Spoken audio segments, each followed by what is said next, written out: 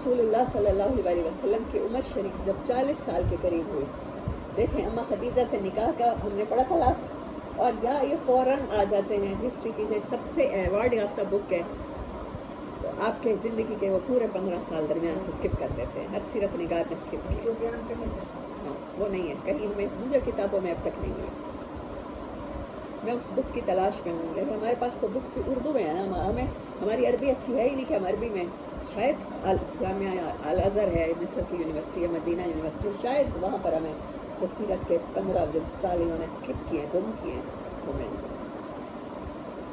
اس دوران آپ کے اب تک کے تمام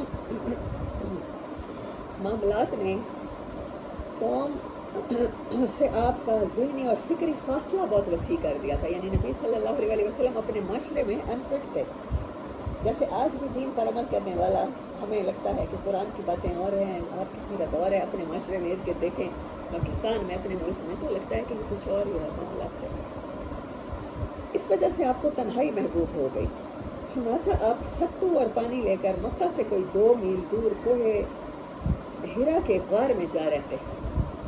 یہ 15 سال جو آپ کی شادی شدہ لائف کے گزرے ہیں اور اس دوران آپ تنہائی پسند ہوئے ہیں، بیوی بچوں کے ساتھ ہوتے ہوئے بھی اب وہاں غار ہرا میں جا کے بیٹھنا، اتنی دیر تنہا بیٹھنا، تو غور و فکر کرنا، تو یہ عبادت سے پہلے یعنی قرآن سے پہلے غور و فکر اس سے بھی پہلے ہے۔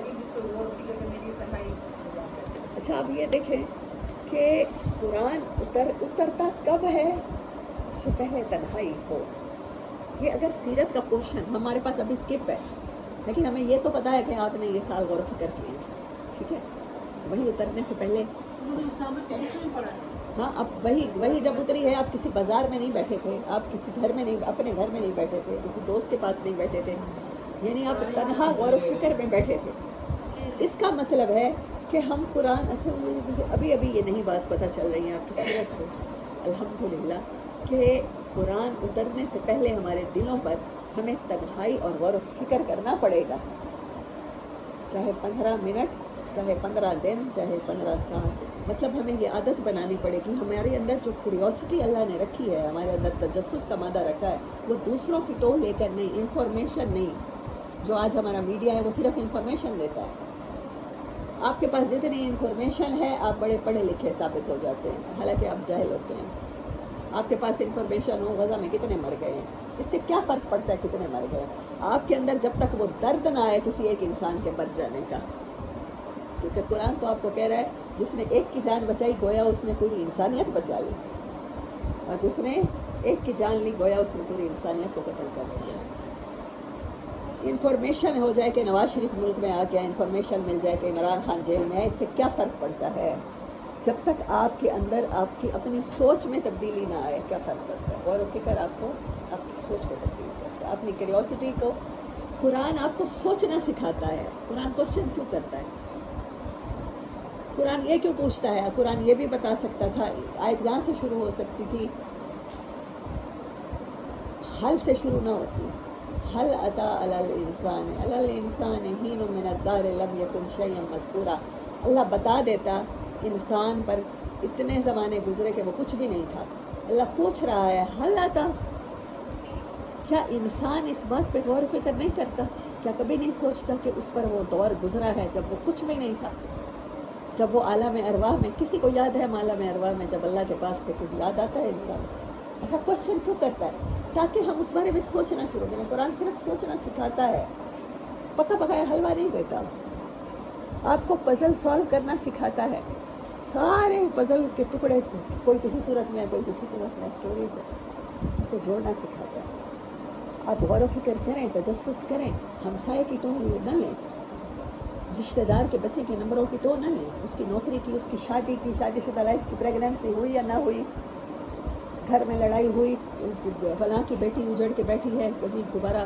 بس بسایا کہ نہیں ساس نے، منانے آئے نہ، یہ ٹو نہ لیں، کائنات پہ غور و فکر کریں گے تو یہ دنیا کے مسائل خود بخود حل ہو جائیں گے، صرف سوچنا سکھاتا ہے۔ تو ہمیں آپ کی سیرت کا اگر کچھ پتہ نہ ہو تو یہ تو پتہ ہے کہ آپ تنہائی میں غور و فکر کرتے تھے، اس کے بعد آپ پہ اللہ نے قرآن اتارا ہے. تو ہم نے غور و فکر کی عادت ڈالنی ہے، ہم نے سوچنا ہے، ہم نے اپنے مسائل کا، ہمیں ہر چیز کا درد ہو، ہمیں ہر چیز کا احساس ہو، ہمیں غریب کے گھر چولہا کیسے جلے گا اس بات کی فکر ہو، ہم غزہ کے لیے کیا کر سکتے ہیں، ہم ذبح ہونے والے پیرنٹس کے بچوں کے لیے کیا کر سکتے ہیں، ہم ان پیرنٹس کے لیے کیا کر سکتے ہیں جن کے بچے ذبح ہو گئے. کس چیز نے ہمیں غفلت میں ڈال دیا ہے کہ ہمارے اندر یہ بے حسی ہے. ہمارے ریسٹورنٹ آج بھی بھرے ہوئے ہیں، لگتا ہی نہیں ہے کچھ ہوا ہے. ہمارے میوزک آج بھی چل رہے ہیں، ہماری برتھ ڈیز آج بھی سیلیبریٹ ہو رہی ہیں. وہاں کتنے بچے ہوں گے جن کی سالگرہ اسی مہینے آنی ہوگی اور آج وہ قبروں میں لیٹے ہیں، اور کتنے بچے ہوں گے کہ جن کی سالگرہ پیرنٹس نے منانی تھی جو قبروں میں جا سوئے ہیں اور وہ ملبے پر روتے ہوئے ماں باپ کو تلاش کر رہے ہیں. اپنے اپنے بچے گننا چھوڑ دیں، اپنے اپنے گھروں کے بارے میں سوچنا چھوڑ دیں. خود غرضی نے ہمیں اس انتہا پہ پہنچا دیا ہے کہ ہمیں کچھ پتہ نہیں چل رہا. بے حسی ایسی طاری ہو چکی ہے کہ معمولات زندگی میں کوئی فرق نہیں پڑ رہا. ہم 1 منٹ کی خاموشی کر سکتے ہیں، چوک پہ احتجاج کر سکتے ہیں، پلے کارڈ اٹھا سکتے ہیں. کیا رسول اللہ صلی اللہ علیہ وسلم نے احتجاج ریکارڈ کروائے، صحابہ نے احتجاج ریکارڈ کروائے. حلف الفضول جو آپ سے پہلے ہم نے پڑھا کہ اس میں ایک بندہ آتا ہے اور اس کو اس کا حق نہیں ملتا. کسی نے اس کے دینے تھے، میرے خیال میں ابو جہل تھا، اور آپ نے وہ معاہدہ کیا انہوں نے وہاں پر کہ جو بھی آئے گا مظلوم ہم اس کی مدد کریں گے. نبوت سے پہلے وہ قریش جنہوں نے آپ کی شدید مخالفت کی، آپ کو اپنے مکہ سے، اپنے وطن سے نکال دیا، آپ کے رشتہ دار ہی تھے نا، وہ قریش بھی یہ معاہدہ کرتے ہیں کہ مظلوم کا ساتھ دیں گے، چاہے وہ کہیں کا ہو، کہیں سے آیا ہو، آ کے دہائی دے گا تو اس کا حق دلواتے رہیں گے. دارالندوہ میں حلف الفضول لکھا ہوا لٹکا ہوتا تھا. آج انسانیت اپنی سطح سے اتنی گر گئی. تو آپ کی سیرت، آپ کے اوپر رسالت اترنے سے پہلے ہم نے یہ سیکھا کہ غور و فکر کرنا ہے، تنہائیوں میں ہر چیز کے درد کو محسوس کرنا ہے. یہی چیز ہمیں اشرف المخلوقات بناتی ہے، ورنہ اسفل سافلین ہے. اگر گرتا ہے انسان تو جانوروں سے بھی بدتر، حیوانوں سے بھی بدتر. میں شیر کے بارے میں پڑھ رہی تھی، میں بک پڑھتی ہوں تو وہ مجھے اکثر شکاریات کا شوق ہے. تو جنہوں نے اپنی زندگیاں 15 سال جنگلوں میں گزارے ہیں، شیروں کو ایگزامن کیا ہے، شیر کا پیٹ بھر جائے تو وہ 2 دن سوتا رہتا ہے، جب تک اسے بھوک نہ لگے وہ شکار نہیں کرتا. انسان کیا انسانوں کو مار کے کھاتا ہے؟ نمبر سکور کرتا ہے، کوئی ٹرافی ملتی ہے؟ انسان کیسے مارتا ہے دوسرے انسان ایسے بے دردی سے؟ فاسفورس بموں کے ساتھ بچوں کو پگھلا دیتے ہیں. چنانچہ آپ ستو اور پانی لے کر مکہ سے کوئی 2 میل دور کور ہیرا کے غار میں جا رہتے. یہ ایک مختصر سا غار ہے جس کا طول و عرض 4 گز اور عرض 2.25 گز ہے، جس کا طول 4 گز. اللہ اکبر. سیرت نگار صرف وہاں سے میپ کے طول اور عرض نکالتے ہیں، غور و فکر نہیں کرنا بتاتے کہ اس کا طول و عرض کیا کریں گے. تنہائی تو کہیں بھی بیٹھ کے سوچ سکتے ہیں، 2 منٹ خاموش بیٹھ کے تنہائی میں آپ غور و فکر کر سکتے ہیں کہ پاکستان میں اتنی مہنگائی کیوں، ہمارے اوپر ایسے حکمران کیوں مسلط، کیوں اللہ کے عذاب کا ہم شکار ہو گئے. ہم نے کتاب کے بہت سے حصوں کو چھوڑ دیا، ہم نے ہر مظلوم کی مدد سے ہاتھ کھینچ لیا. ہم نے کہا اپنا گھر سنبھالیں گے، پرائی آگ میں نہیں کودیں گے. پرائے پھڈے میں بچوں کو سکھا دیا کہ ٹانگ اڑانی ہی نہیں ہے. یہ نیچے کی جانب گہرا نہیں ہے بلکہ مختصر راستے کے بازو میں اوپر کی چٹانوں کے باہم ملنے سے ایک کوتل کی شکل اختیار کی ہے. وہ پتہ نہیں کوتل کسے کہتے ہیں. آپ صلی اللہ علیہ وسلم جب یہاں تشریف لے جاتے تو حضرت خدیجہ بھی آپ کے ہمراہ جاتی اور قریب ہی کسی جگہ موجود رہتی ہیں. اللہ اکبر. ساتھ نہیں بیٹھتی تھی کہ آپ کو اگر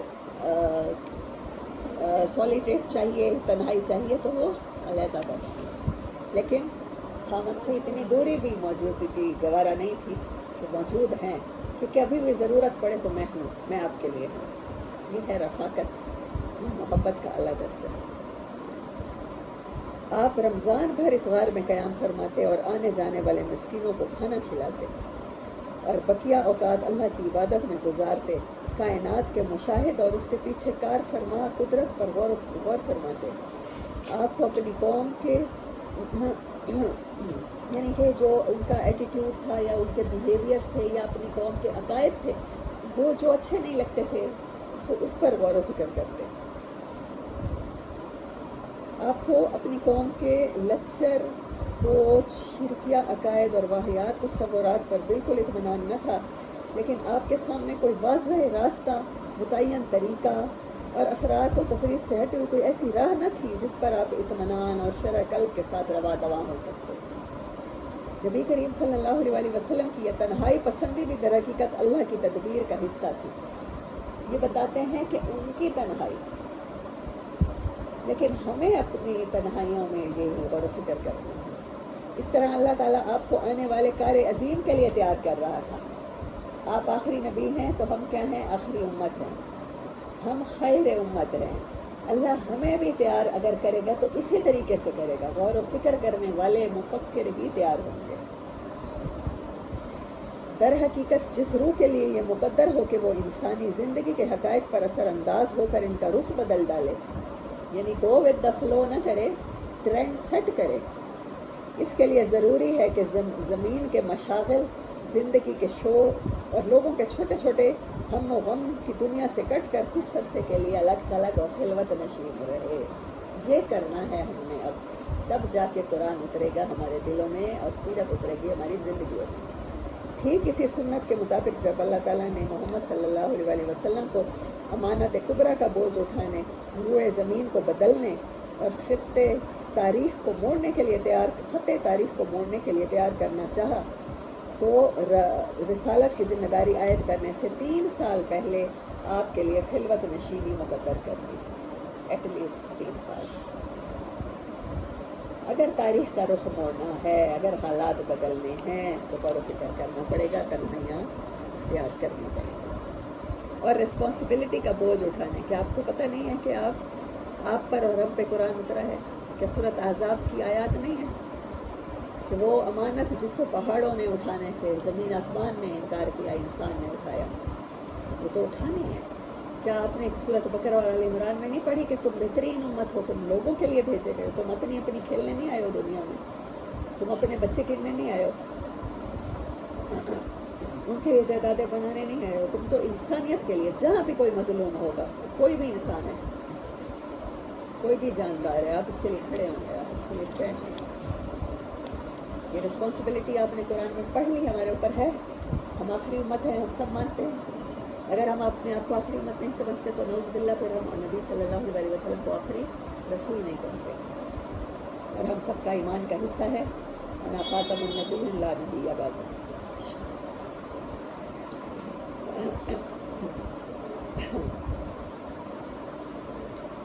آپ اس خلوت میں 1 ماہ تک کائنات کی آزاد روح کے ساتھ ہم سفر رہتے اور اس وجود کے پیچھے ہوئے غیب کے اندر تدبر فرماتے، تاکہ جب اللہ تعالیٰ کا اذن ہو تو اس غیب کے ساتھ عمل کے لیے آپ مستعد رہیں۔ جب آپ کی عمر 40 برس ہو گئی، اور یہی سن کمال ہے، اور کہا جاتا ہے کہ یہی پیغمبروں کی باسط کی عمر ہے، اور ہر انسان کی فراست کی بہترین عمر یہی ہے، تو زندگی کے افق کے پار سے آثار نبوت چمکنا اور جگمگانا شروع ہوئی۔ آثار خواب تھے، آپ جو بھی خواب دیکھتے تو صبح کی طرح صبح کو وہ اس کا مطلب پورا ہو جاتا ہے۔ اس حالت میں 6 ماہ کا عرصہ گزر گیا، جو مدت نبوت کا 46واں حصہ ہے، اور کل مدت نبوت 23 برس ہے۔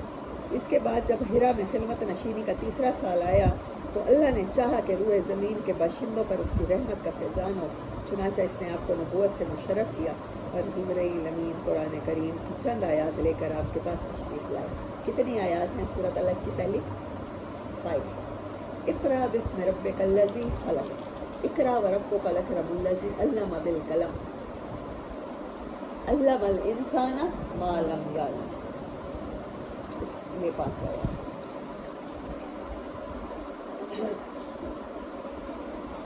یہ واقعہ رمضان المبارک کی 21 تاریخ کو پیر کی رات میں پیش آیا۔ اس روز اگست کی 10 تاریخ تھی اور سن تھا 610۔ 10 یہ بات یاد رکھیں۔ قمری حساب سے نبی کریم صلی اللہ علیہ وسلم کی عمر 40 سال 6 مہینے 12 دن، اور شمسی حساب سے جس کو ہم عیسائیوں کا کیلنڈر کہتے ہیں، حالانکہ سورج اور چاند کا 2 حساب ہے، وہ شمسی حساب ہے، 39 سال 3 مہینے اور 23 دن تھی۔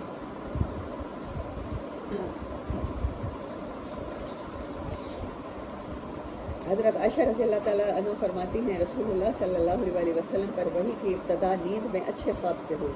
آپ جو بھی خواب دیکھتے وہ سفید صبح کی طرح نمودار ہوتا تھا، پھر آپ کو تنہائی محبوب ہو گئی، چنانچہ آپ غار حرا میں خلوت اختیار فرماتے اور کئی رات گھر تشریف لائے بغیر غور و فکر میں مصروف رہتے۔ اس کے لیے آپ توشہ لے جاتے، پھر توشہ ختم ہونے پر حضرت خدیجہ کے پاس واپس آتے، اور پھر تقریباً اتنے ہی دنوں کے لیے پھر توشہ لے جاتے، اور بہت دفعہ بی بی فاطمہ زہرا آپ کو پیچھے سے پہنچانے آتی تھی، بی بی خدیجہ الکبریٰ بھی آپ کو پیچھے پہنچانے آتی تھی۔ سم ٹائم آپ خود لینے آتے تھے، انہوں نے نہیں لکھا، پتہ نہیں آگے لکھیں، لیکن بہت دفعہ وہ چھوٹی سی بچی بھی تھی، چاہے وہ جاتی تھی پیچھے اپنے والد کو کھانا دینے، یہاں تک کہ آپ کے پاس حق آیا اور آپ غار حرا میں تھے، یعنی آپ کے پاس حضرت جبرائیل امین آئے اور کہا پڑھو۔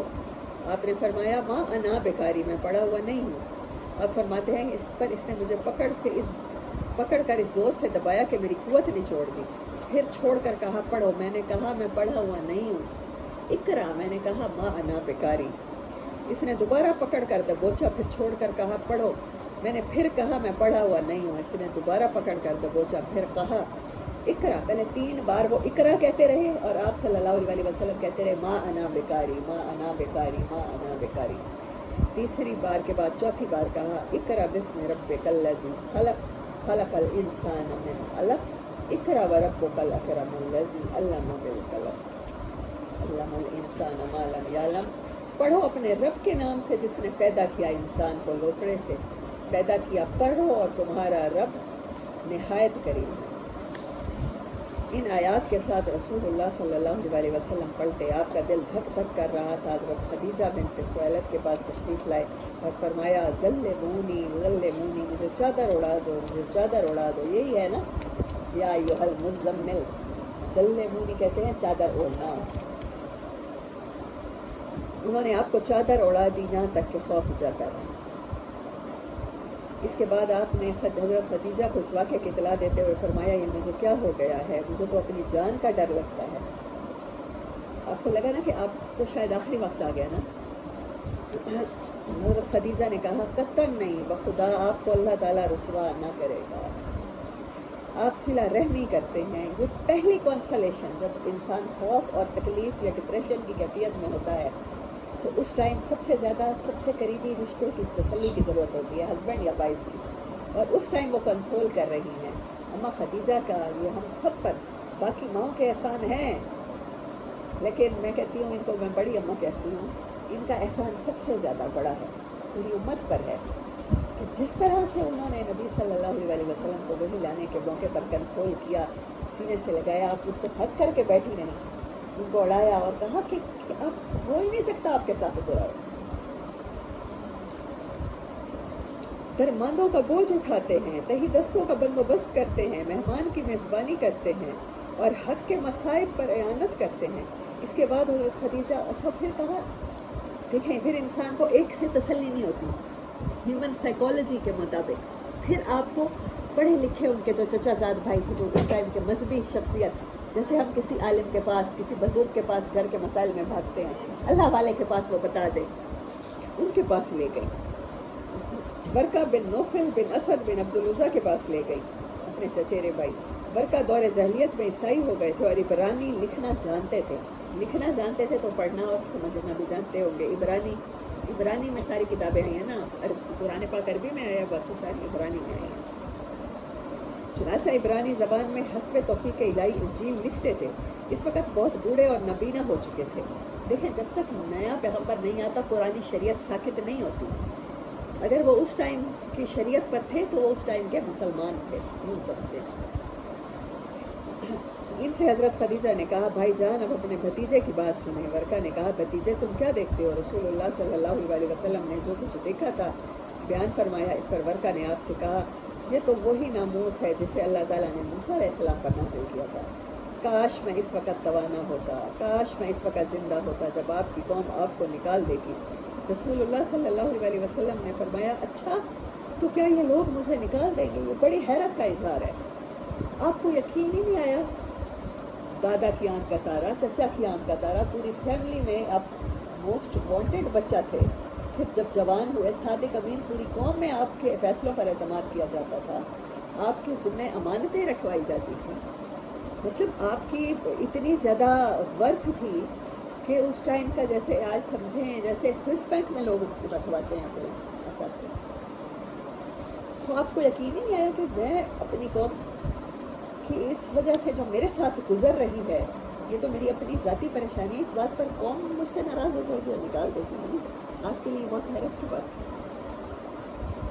ورقہ نے کہا ہاں، جب بھی کوئی آدمی یعنی جب بھی کوئی پیغمبر اس طرح کا کوئی پیغام لایا ہے، جب اللہ کا پیغام لایا ہے جیسا آپ لائے ہیں، تو اس سے ضرور دشمنی کی گئی ہے۔ اللہ کی بات کرنے والے سے انسان اپنا بھلا چاہنے والے سے دشمنی کرتے ہیں، اپنے اوپر احسان کرنے والے سے، اور اگر میں نے تمہارا زمانہ پا لیا تو تمہاری زبردست مدد کروں گا، اس کا مطلب ہے کہ اللہ کے ہاں ان کا بڑا مقام ہوگا۔ انہوں نے کہہ دیا تو سمجھے کر دی، وہ تو اللہ نے جتنی ان کی عمر لکھی تھی۔